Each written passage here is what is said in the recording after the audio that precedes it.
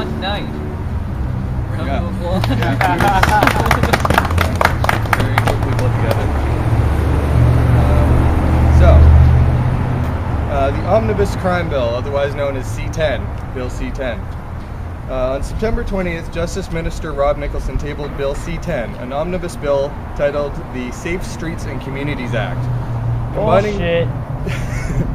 Combining amendments from 9 separate bills that had failed to pass in previous sessions of Parliament. Bill C-10 would make fundamental changes to almost every component of Canada's criminal justice system. Some of the items it proposes are new criminal offenses, criminalizing previously non-criminal behaviors, new and increased mandatory minimum sentences, in a lot of cases things that were previously ticketable offenses now would have a minimum 1, 2, or 3-year minimum sentence attached to them. The selective elimination of conditional sentences, that's like the elimination of the option of house arrest, particularly for violent crimes. Increased pretrial detention and new harsher sentencing principles for young offenders. The kind of informal 3 strikes rule that had been used in a lot of cases is being discontinued. Longer waiting times before individuals can apply for pardons. There's also a new term for pardon. It's record suspension. So people won't actually be able to get pardons in the previous sense anymore. They'll just be able to have their record kind of buried in a sense.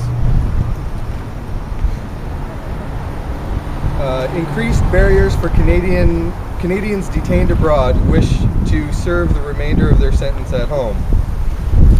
There's also a kind of contradictory aspect where it also increases the powers of the government to incarcerate people who are being incarcerated in other countries, basically extradite them to Canada.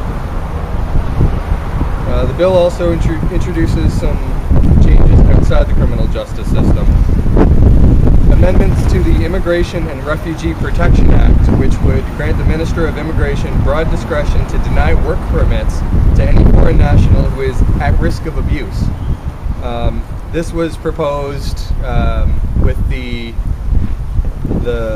assertion that it would protect immigrants from being taken advantage of, working in kind of, Chinatown kind of sweatshops and things like that. But it also restricts their abilities to gain citizenship and work legitimately in the country. Amendments to various pieces of legislation to allow victims of terrorism to sue certain foreign entities and governments for damages. These are some of the items. Some of the objections that have been raised to the bill. In the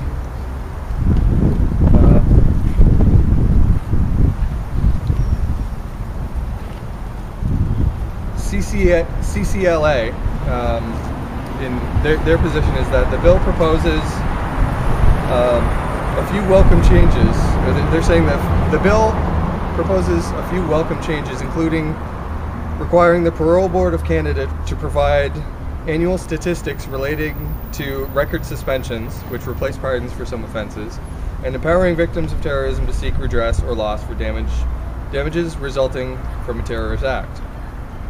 Overall, however, the direction these changes set out for the Canadian justice system, jail more often, for longer, with more lasting consequences, is a dangerous route that is unsupported by the social science evidence that has already failed in other countries. Texas being one of the examples of this. The broad outlines of this bill were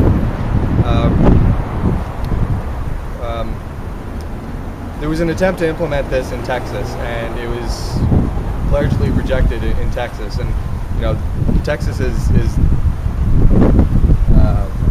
they've generally got some pretty harsh positions on crime, and corporal punishment, and that is still an option down there, but you know, they rejected this one. Indeed, the research suggests that putting an individual in jail for longer will actually increase the likelihood of reoffending. It's hard to see how this bill will make the streets and communities safer. What it will do is needlessly increase the number of people in prison, skyrocketing costs, and imposing unjust, unwise, and unconstitutional punishments. This is exactly the kind of policy Canada doesn't need.